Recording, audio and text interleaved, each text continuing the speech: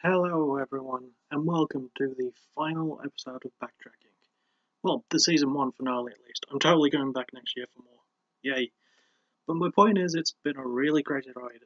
I never could have perceived how good the reception of this series was going to be way back when I was writing episode 1, and I never thought that I would be having this much fun with the series because I am, and I have all of you to thank for that.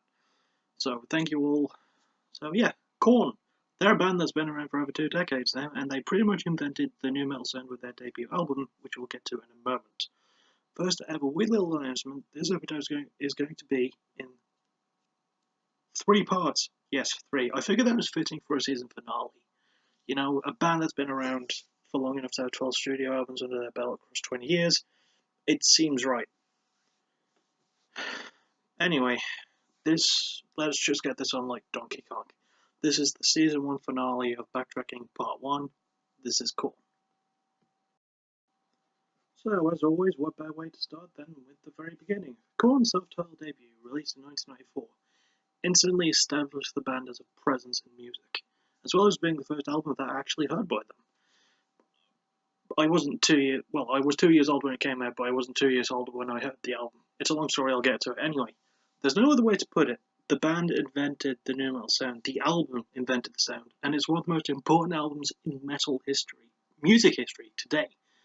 Let's talk more about it before I continue to wax lyrical, shall we?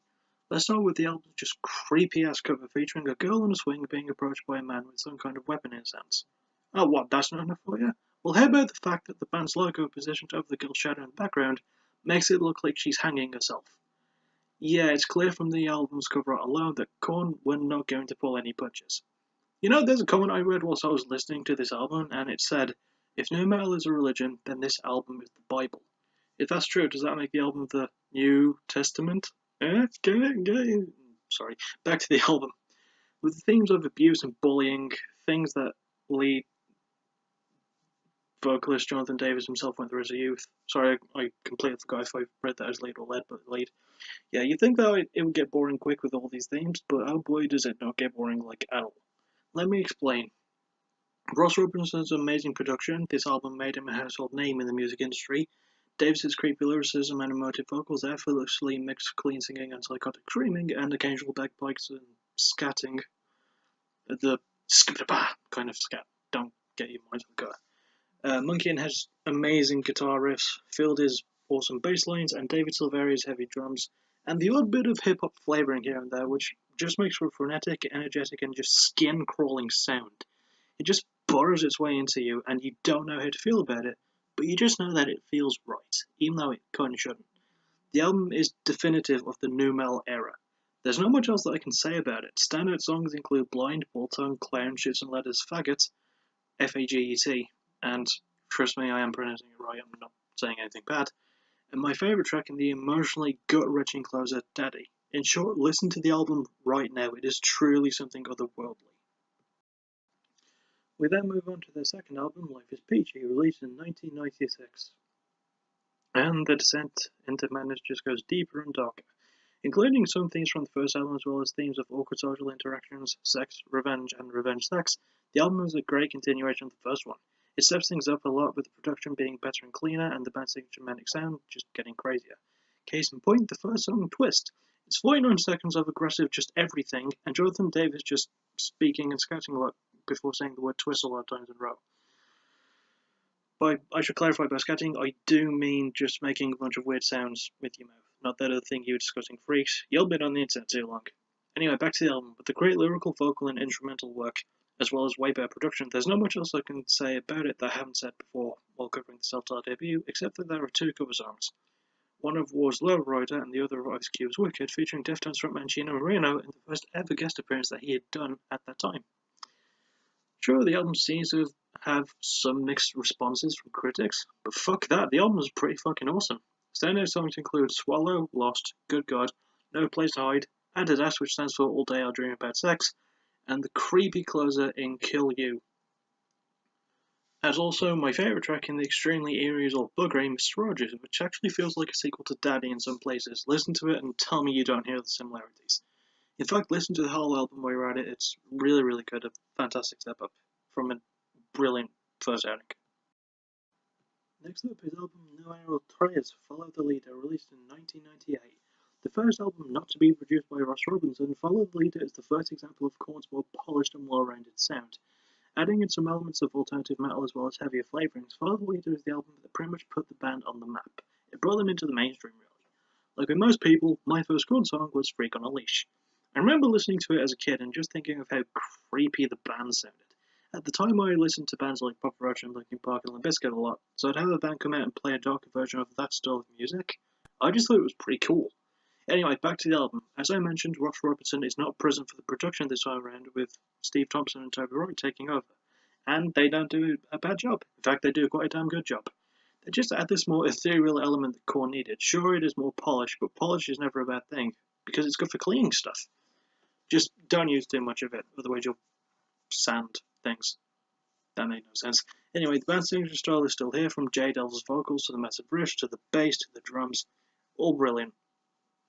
Also, I never thought they'd say this about Korn, but this album is the first time where it sounds like they're actually enjoying themselves. They honestly sound like they're having quite a bit of fun. That would probably have to do with the fact that they partied a lot during the production of the album, what with the drugs, alcohol, and women going around having sex with people as well as each other. Not my personal idea of fun, but hey, it was the 90s and the late 90s. Speaking of which, more guest appearances. Ice Cube appears on Children of the Corn, providing a truly dark and twisted verse that works well with Korn's style. And Comatose features Trey Hodson, who is a rapper, I think, who also does good work, and Limp Bizkit frontman Fred Durst shows up in All in the Family, which is basically Fred Durst and Jonathan Davis having a rap battle against each other. It sounds better than I'm making it out. Then there's Cheech Marine, who appears on Hen's song Earache My Eye, which is a song by Cheech and Chong, but covered by Korn and featuring Cheech. I'm confused. Anyway, yes, standout songs include Freak on a Leash, Got the Life, Pretty, Justin, and my favourite song just might be Children of the Corn.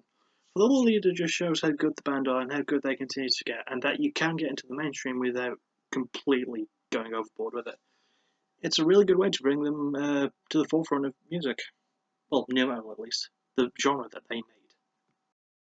And lastly is their fourth album, Issues. Released in 1999, so just 1 year after Follow the Leader, Issues was a lot less plagued by partying, mostly because the band were restricted from doing as much. Changing producers again, switching Steve Thompson and Toby Wright for Brendan O'Brien, Issues continued the mainstream success that Follow the Leader achieved. The lyrics go over the band's usual subjects of cruelty, bullying, suicide, revenge, all the nice and happy stuff. The one thing that stood out the most, however, was Jonathan Davis's vocals, as he started to employ some higher singing on some songs of the album, even going actual falsetto in some cases.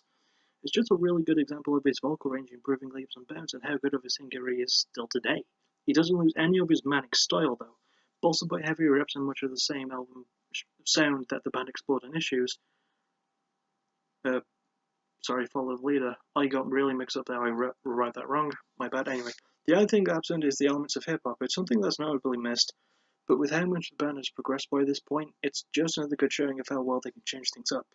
Phildy's slap-happy bass is still present, as are David's drums, and as I mentioned, Head of Monkey's riffs. Always awesome, especially when they're together.